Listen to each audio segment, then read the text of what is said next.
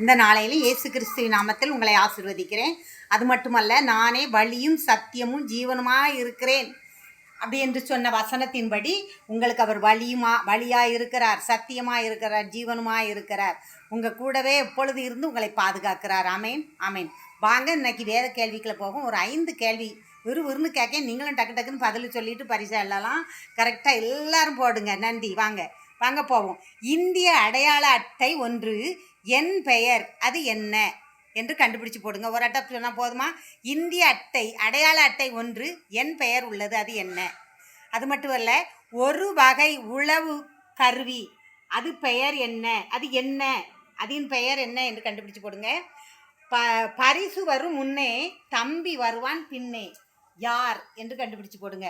அது மட்டும் இல்லை, முடிவு வரும் மட்டும் போயிரு என்று யாரிடம் சொல்லப்பட்டது? முடிவு வரும் மட்டும் போயிரு என்று யாரிடம் சொல்லப்பட்டது?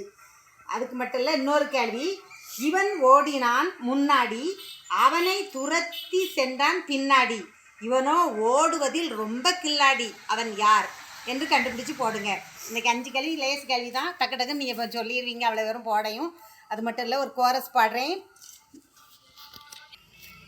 இந்த நாளில் ஒவ்வொரு நிமிடமும் உந்தன் நினைவாய் நிரம்ப வேண்டும்.